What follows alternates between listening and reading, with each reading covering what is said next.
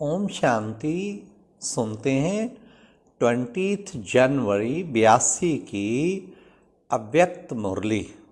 आज की मुरली का टाइटल है प्रीत की रीत निभाने का सहज तरीका।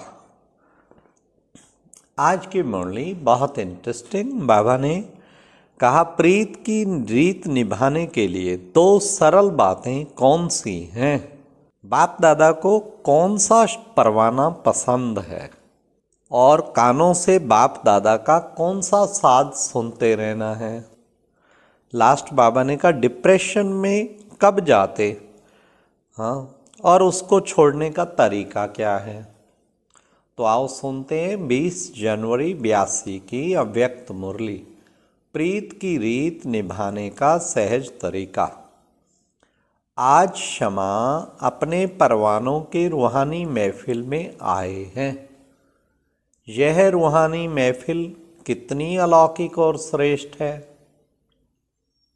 समा भी अविनाशी है, परवाने भी अविनाशी हैं और क्षमा परवानों की प्रीति भी अविनाशी है। इस रूहानी प्रीति को क्षमा और परवानों के सिवाय और कोई जान नहीं सकता। जिन्होंने जाना उन्होंने प्रीत निभाया और उन्होंने ही सब कुछ पाया। प्रीत की रीत निभाना अर्थात सब कुछ पाना। निभाना नहीं आता तो पाना भी नहीं आता। इस प्रीत के अनुभव जाने कि ये प्रीत की रीत निभाना कितना सहज है। प्रीत की रीत क्या है जानते हो ना। सिर्फ दो बातों की रीत है और वह भी इतनी सरल है जो सब जानते भी हो और सब कर भी सकते हो। वह दो बातें हैं गीत गाना और नाचना। इसके सब अनुभवी होना। गाना और नाचना तो सबको पसंद है ना। तो यहां करना ही क्या है। अमृत वेले से गीत गाना शुरू करते हो। दिनचर्या में भी उठते ही गीत से हो तो बाप के व अपने श्रेष्ठ जीवन की महिमा के गीत गाओ। ज्ञान के गीत गाओ और सर्व प्राप्तियों के गीत गाओ। ये है गाना। यह गीत गाना नहीं आता है क्या।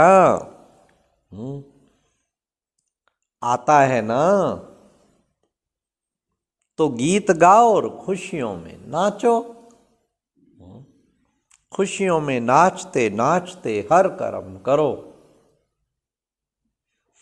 जैसे स्थूल डांस में भी सारे शरीर की डांस हो जाती है ना, ड्रिल हो जाती है, भिन्न भिन्न पोज से डांस करते हो, वैसे खुशी की डांस में भिन्न भिन्न कर्मों के पोज करते हो। कभी हाथ से कोई कर्म करते, कभी पाँव से करते, तो यह काम नहीं करते हो लेकिन भिन्न भिन्न डांस के पोज करते हो। कभी हाथ की डांस करते तो कभी पाँव की नाचाते हो पाँव को। तो कर्म योगी बनना अर्थात भिन्न भिन्न प्रकार की खुशी में नाचते चलो। बाप दादा को व क्षमा को वही परवाना पसंद है जो गाना और नाचना जानता हो। यही प्रीत की रीत है। तो यह तो मुश्किल नहीं है ना। क्या लगता है सहज या मुश्किल। अभी मधुबन में तो इजी इजी कर रहे हो, वहां जाकर भी इजी इजी कहेंगे ना, क्योंकि डबल विदेशियों का ग्रुप बैठा है बाबा के सामने। तो इजी इजी कर रहे हैं। बाबा ने कहा वहां भी इजी इजी करोगे, बदल तो नहीं जाएंगे वहां जाकर। यहाँ इजी है और वहां बिजी हो जाएंगे। लेकिन इसी गाने और नाचने में ही बिजी रहेंगे ना। बिजी रहना कोई बुरी बात नहीं, लेकिन नाचने और गाने में सदा कानों में यही मीठा साज सुनते रहना, क्योंकि गाने और नाचने के साथ साज भी तो चाहिए ना। कौन सा साज सुनते रहेंगे? किसी ने कहा मुरली। मुरली का भी सार, जो हर मुरली में बाप दादा क्या कहते, मीठे बच्चे, लाडले बच्चे, सिक्की लद्दे बच्चे कहकर याद प्यार देते हैं, यही बाप के स्नेह का साज सदा कानों में सुनते रहना। तो और बातें सुनते भी समझ में नहीं आएंगी, बुद्धि में नहीं आएंगी, क्योंकि एक ही साज सुनने में बिजी होंगे ना, तो दूसरा सुनेंगे कैसे? ऐसे ही सदा गीत गाने में बिजी होंगे तो व्यर्थ बात मुख से बोलने की फुर्सत ही नहीं रहेगी। सदा बाप के साथ खुशी में नाचते रहेंगे तो तीसरा कोई डिस्टर्ब कर नहीं सकता, दो के बीच में कोई आ नहीं सकता। तो माया जीत तो हो गए ना, ना सुनना ना बोलना ना माया का आना, तो प्रीत की रीत क्या हुई? गाना और नाचना, जब दोनों से थक जाओ तो तीसरी बात है, फिर तीसरी बात है सो जाना। यहां का सोना क्या है? सोना अर्थात कर्म से डिटैच हो जाना। तो आप कर्मेंद्रियों से डिटैच हो जाओ, अशरीरी बनना अर्थात सो जाना। याद ही बाप दादा की गोदी है, तो जब थक जाओ तो अशरीरी बन अशरीरी बाप की याद में खो जाओ अर्थात सो जाओ। जैसे शरीर से भी बहुत गाते और नाचते हैं और थक जाते हैं तो जल्दी ही नींद आ जाती है, ऐसे रूहानी गीत गाते खुशी में नाचते नाचते सोएंगे और खो जाएंगे। तो समझा सारा दिन क्या करना है। और डबल फॉरेनर्स तो इसमें बहुत शौकीन है, नाचने गाने के। बाबा ने कहा इसमें बहुत शौकीन है। तो जिस बात का शौक है ना वही करो बस। सोते भी शौक से हैं तो तीनों ही बातें करनी आती है ना, तो समझा प्रीत की रीत निभाने का सहज तरीका है। सहज तरीका क्या है? अच्छा, अभी एक शब्द तो यहाँ डबल फॉरेनर छोड़ कर जाना।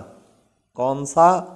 सभी ने कोई कोई बात सुनाई, कोई ने कहा उदासी, कोई ने कहा थकावट। अच्छा, इससे सिद्ध है कि जो बोल रहे हो वह अभी तक है। अच्छा, बोलना माना छोड़ना। तो एक शब्द डिप्रेशन, डिप्रेशन कभी नहीं कहना। रियलाइजेशन ना कि डिप्रेशन। जो बाप को डाइवोर्स देते हैं वो डिप्रेशन में जाते हैं। आप तो बाप के सदा कंपेनियन हो, तो डिप्रेशन शब्द शोभता नहीं है। सेल्फ रियलाइजेशन हो गया ना, रियलाइजेशन हो गया, फिर यह कैसे हो सकता है? समझा? जब द्वापर पूरा हो जाए, कलयुग शुरू हो जाए, तब फिर भले होना। इतने समय के लिए तो तलाक दे दो। अच्छा, परिवर्तन भूमि से अविनाशी परिवर्तन करने वाले, सदा प्रीत की रीत निभाने वाले, क्षमा के दिल पसंद परवाने, सदा रूहानी गीत गाने वाले,